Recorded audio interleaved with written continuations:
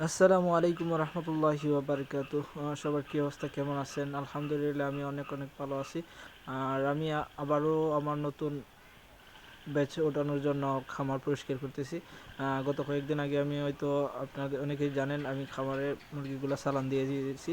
এখন আবার নতুন বাচ্চা ওঠানোর জন্য আমি খামার পরিষ্কার করতেছি।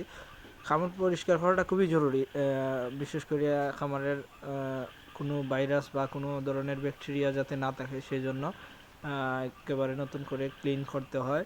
আর ওই কাজটা করতেছি, আমার সাথে আমার বাইক নিয়ে একজন আমার সহযোগিতা করতেছে। আসলে নিঃস্বার্থভাবে বাইক নিয়ে, আসলে আমি বলি নাই যে বাইক নিয়ে আমার সহযোগিতা করার জন্য। হঠাৎ করে দেখতেছি যে আমি একা একা কাজ করতেছি, তো সে চলে আসে, এসে বলে মামা আমি আপনাকে একটু সহযোগিতা করি।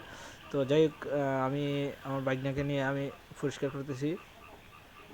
যদিও সাপ্লাইয়ের পানি দিয়ে পুরোপুরি স্পিড পাচ্ছে না, মানে আমাদের বাড়ির থেকে একটু দূরেই, ওই কারণে।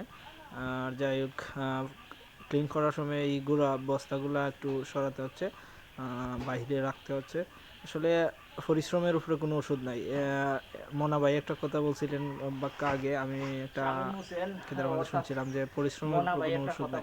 কোনো কিছু করতে চাইলে তোমাকে অবশ্যই পরিশ্রম করতে হবে, পরিশ্রমের বিকল্প কোনো কিছু নাই।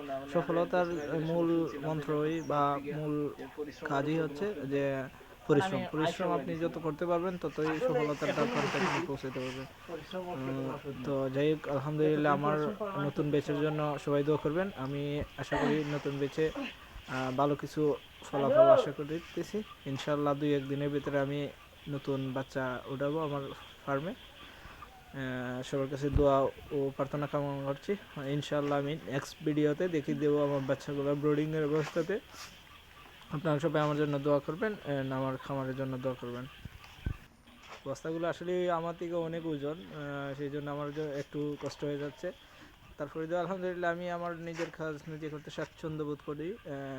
কারোর সহযোগিতা তেমন একটা আমার মানে প্রয়োজন মনে করি না।